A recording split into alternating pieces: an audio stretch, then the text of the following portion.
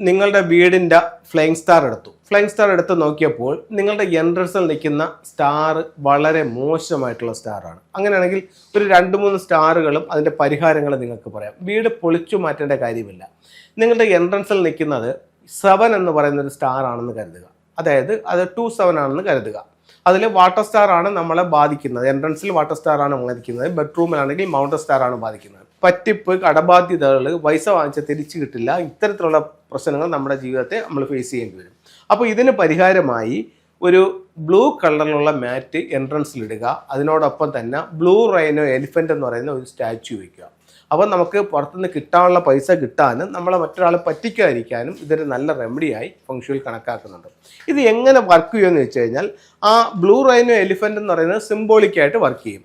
മറ്റേ blue colour എന്ന് പറയുന്നത് 7 എന്ന് പറയുന്ന എനർജി ഒരു മെറ്റൽ എനർജിയാണ്. അപ്പോൾ ഒരു എനർജി ഒരു എലമെൻറ്റ് ഒരു എലമെൻറ്റിനെ നന്നാക്കുകയും ഒരു എലമെൻറ്റിനെ നശിപ്പിക്കുകയും ചെയ്യുന്ന ഒരു സൈക്കിളുണ്ട്. അപ്പോൾ മെറ്റൽ എന്ന് പറയുന്ന എനർജിയെ നന്നാക്കുന്ന സൈക്കിൾ എന്ന് പറയുന്നത് എർത്ത് എനർജിയാണ്. അപ്പോൾ ഈ മെറ്റൽ നിൽക്കുന്ന സ്ഥലത്ത് മെറ്റലോ ക്രിസ്റ്റലോ നമ്മൾ കൊടുത്താൽ ഈ 7 കൂടുതൽ ആക്റ്റീവ് ആവും.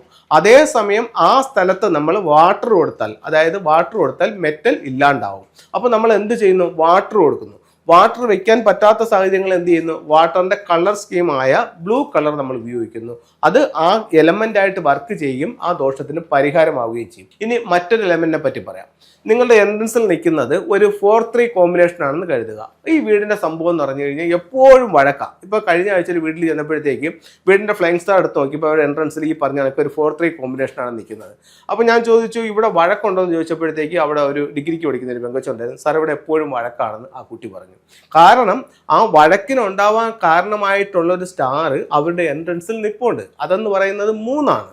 അത് കലഹത്തിന്റെ നക്ഷത്രമാണ്. അപ്പം അവരുടെ അവിടെ പ്രശ്നം ഇല്ലെങ്കിൽ പോലും സ്വാഭാവികമായും പ്രശ്നങ്ങൾ ഉണ്ടാവാനുള്ള കാരണം അവിടെ ഉണ്ടാകും.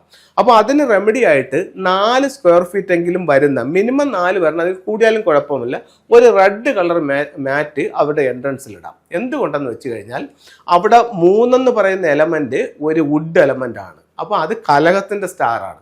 അപ്പോൾ ആ എലമെന്റ് അവിടെ നല്ലതല്ല. നമ്മൾ എന്ത് ചെയ്തു? അവിടെ ഫയർ എലമെന്റ് കൊടുത്തു. ഫയറിന്റെ കളറാണ് റെഡ്. അപ്പോൾ സ്വാഭാവികമായും വുഡ് അവിടെ ഇല്ലാതാവുകയും അവിടുത്തെ പ്രശ്നം സോൾവ് ആവുകയും ചെയ്തു. ഇതാണ് ആ ഒരു റെമഡി. അവിടെ നമുക്കൊരു ടൂൾ വെക്കണമെങ്കിൽ ഒരു ഫയർ ബോൾ വെക്കാം. ഒരു വീടിനെ സംബന്ധിച്ചിടത്തോളം അവിടെ വീടിന്റെ എൻട്രൻസിൽ ഇപ്പൊ 8-2 എന്ന് പറയുന്നത് സ്റ്റാർ നിൽക്കുന്നു എന്ന് കരുതുക. 8-2. അപ്പോൾ അത് എൻട്രൻസ് ആണ്. ആ 2 എന്ന് പറയുന്നത് ഹെൽത്ത് ഇഷ്യൂസ് ഉണ്ടാക്കുന്ന ഒരു സ്റ്റാറാണ്. അപ്പോൾ നമുക്ക് അവിടെ ഇനി വീട് ഡോറ് മാറ്റാനോ മറ്റോ ഒന്നും നമുക്ക് സാധിക്കത്തില്ല. പക്ഷെ അവിടെയും നമുക്ക് പൊളിച്ചു മാറ്റാനില്ലാതെ പരിഹാരം ചെയ്യാം. ഒരു വിൻചെയിം അതിൻ്റെ ആ ഡോറിൻ്റെ സമീപത്ത് സ്ഥാപിക്കാം. അതിനോടൊപ്പം തന്നെ 6 മെറ്റൽ കോയിൻസും സ്ഥാപിക്കാം. അങ്ങനെയാണെന്നുണ്ടെങ്കിൽ ഈ പ്രശ്നത്തിന് ഒരു പരിഹാരമാവും. കാരണം ഈ 2 എന്ന് പറയുന്ന എനർജി ഒരു എർത്ത് എനർജിയാണ്. ആ എർത്ത് എനർജിയെ നശിപ്പിക്കാനുള്ള കഴിവ് ആർക്കുണ്ട്? മെറ്റൽ എനർജിക്കുണ്ട്. അതുകൊണ്ടാണ് 6 റോഡ് എന്ന് പറയുന്ന ഒരു വിൻചെയിൻ നമ്മളവിടെ സ്ഥാപിച്ചത്. അതിനോടൊപ്പം 6 മെറ്റൽ കോയിൻസും കൂടെ സ്ഥാപിക്കുമ്പോഴത്തേക്ക് ഈ പറയപ്പെടുന്ന ആ എർത്ത് എനർജിയെ വീക്ക് ആവുകയും അവിടുത്തെ ഹെൽത്ത് ഇഷ്യൂസ് സ്വാഭാവികമായും കുറേശ്ശെ ഇല്ലാതാവുകയും ചെയ്യുന്നു. അപ്പോൾ ഈ രീതിയിൽ എലമെന്റുകൾ ഉപയോഗിച്ചുകൊണ്ട് നമുക്കിതിനെ കറക്റ്റ് ചെയ്യാം. ഇനി ഫംഗ്ഷയുടെ ചില സിംബോളിക് ആയിട്ടുള്ള സാധനങ്ങൾ വെച്ചുകൊണ്ട് നമുക്ക് സൗഭാഗ്യങ്ങളെ വർദ്ധിപ്പിക്കാം. അതെന്തൊക്കെ ചെയ്യാം എന്നുള്ള 2-3 ടൂളും കൂടെ കാണിക്കാം. ഉദാഹരണത്തിന് ഇത്തരത്തിലുള്ള ഒരു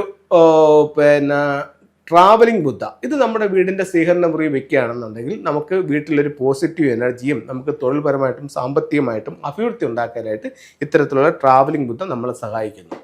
വീട്ടിലേക്ക് വരുന്ന ദുഷിച്ച ശക്തികൾ, അതായത് നെഗറ്റീവായിട്ടുള്ള എനർജികളിൽ നിന്നും വീടിനെ സംരക്ഷിക്കാൻ വേണ്ടി പ്രധാന വാതിലിലോട്ട് നോക്കിയിട്ട് നമുക്ക് ഇത്തരത്തിലുള്ള കുവാൻ കുങ് എന്ന് പറഞ്ഞിട്ടൊരു സ്റ്റാച്യു വയ്ക്കാം. മെയിൻ ഡോറിനെ ഫോക്കസ് ചെയ്താണ് വെക്കുന്നത്.